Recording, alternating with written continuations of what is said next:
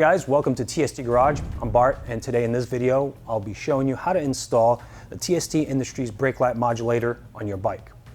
Now, a brake light modulator, sometimes called a strobe, sometimes called a brake light flasher, what it does is basically enables you to install some electronics on your bike so that when you press your brakes, the brake light flashes in some kind of pattern and alerts the drivers behind you that you will be stopping. Our particular brake light modulator comes pre-wired to a plug that interfaces with a sub harness that we provide specific to your bike model that enables plug-and-play functionality with your bike. So that means that the installation is really fast and you can do it yourself. Now, the electronics inside, we do have the ability for you to program this unit to 3 different functions and then subsequently adjust the rate of the effect to your liking. Our first programmable mode is strobe alert. This mode will produce 9 flashes and then stay solid for the duration of the brake engagement. Second one is intermittent pulsar. Each cycle will flash 10 times and then pause, and then these cycles will repeat for the duration of the brake engagement. The last available option is pulsar, and this one just basically provides continuous flashing for the duration of the brake engagement. Now we'll show you how to install this. It's really simple, and then after the installation chunk, I will show you in detail how to get inside here, how to program the different modes, and how to alter the rate of those different modes. We did think about the safety of such devices during the design phase, so we decided to design this in a way that it will be a pass-through component. In case you experience a failure on board here, it will just pass through your normal brake function, which means you press your brake light lights up, there's just no effect. In case you do experience that failure, we do offer a warranty, so we have guys standing by in our support department that will take your call, email, Facebook message, whatever, and we'll get you replaced. And that's pretty much it. I'm really excited to show you guys just how easy this is to put on and configure. So let's get started. For the purpose of this instructional video, we've procured ourselves 2 R3s. This is a 2019 and up model. This is the previous generation, 2015 through 18. The installation of these components on these 2 bikes is exactly the same. Yamaha has not changed any of the tail components or the seats or any mode of disassembly. So we're gonna have a really easy time showing you guys on one model how to install on both of these generations. If you've already got yourself one of our integrated taillights, you'll know that all the functions of the brake modulator are already built in. They're accessible via a programming button on the back of the enclosure that is always there for you to change. In addition, you'll have the nice different signal options that these taillights provide. So you can see here we have one of our sequential modes on. Also, the lighting pattern is much different on the standard brake and running light functions. If you've already got one of those and have it installed, then this installation will not be for you. If you're just looking to outfit your OEM taillight with a brake light modulator, then follow along and let's get started. First step, we remove the passenger seat, gain access to this compartment here. Then we will need to use a 4mm Allen key to remove these 2 screws. These side tail panels get pried over away from the center plane of the bike, and we push this panel forward. That comes out, tabs withdraw from under the seat. Then we'll grab an 8mm hex socket, remove the front seat, and the seat just comes up and exposes all of the wiring that we're going to be concerned with. Within this plastic sheath, those are your signal and license plate light connections. Right next to this sheath, right next to the ECU here, you see this 3-conductor white plug. That's your main taillight plug. It does have this tab here that you press down on to unlock and separate the 2 connectors. Sometimes they are tough to withdraw,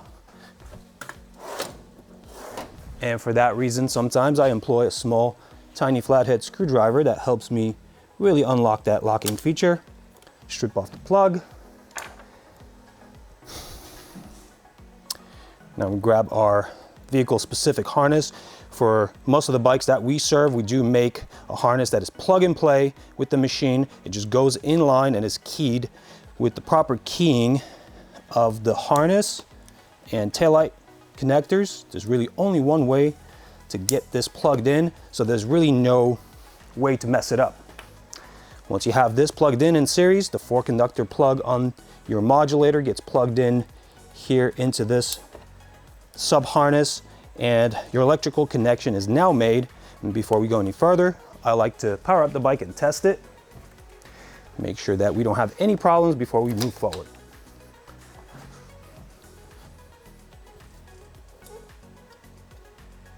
All right, we're good to go. I'll power down, and now I will figure out how to best manage the wire bulk here. And this looks pretty good. So what I did here, I pushed the forward plug down, the rear plug on top of it, and then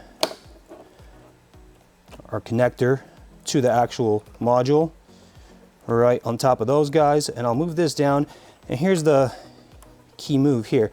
I keep my rubber grommet down in case there's any incidents of water getting in your compartment here. All the water will flow down and will not have any chance of entering from the bottom up. It is a rubber grommet, but we do want to keep moisture away. So now it's just a matter of tying this guy down to the frame, and we'll do that with the use of the included wire ties.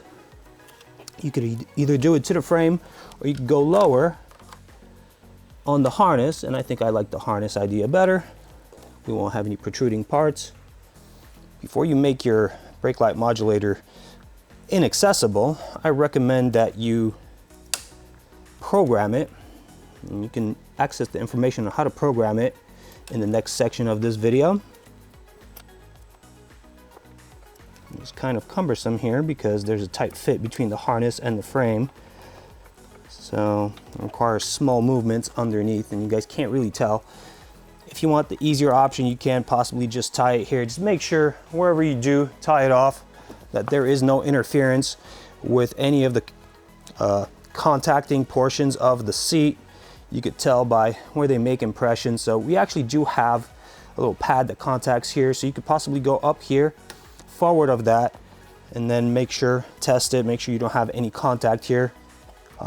I do like the idea of keeping it by the harness and lower along where the other harness components are routed. This really will ensure success. So if you're patient, you can get that done too. Now here's the cool part about the enclosure that we designed. It is meant to accept wire ties here, prevents any movement forward and aft. So that is where I will place that wire tie. And I'll just cinch it down just like that. All right. This kit does include 2 wire ties. I think only one is needed for this installation, so I will just use one. And now I will proceed to the reassembly in the reverse order of disassembly.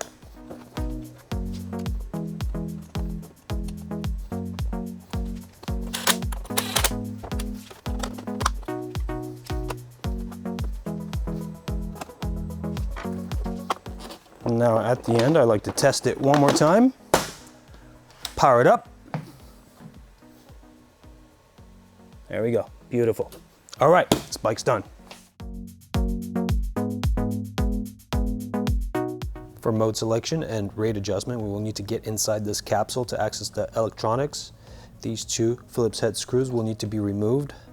What I like to do is unscrew them until they disengage from their receiving threads and leave them in the cap.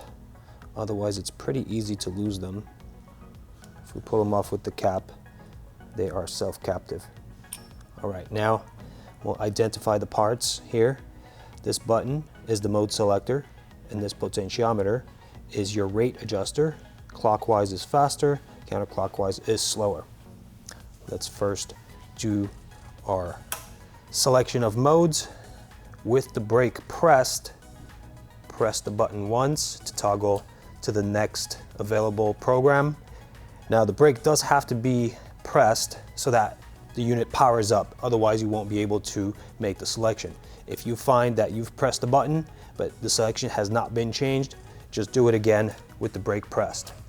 So now we will go on to the next program, press the brake once more, press the button once, and now you're in the next mode. Now we've switched twice, so pressing it one more time will return to the original mode that your unit arrived in. Now for rate adjustment, we'll be using the potentiometer. With the brake pressed, we can turn it clockwise to make it go faster, counterclockwise to decrease the rate.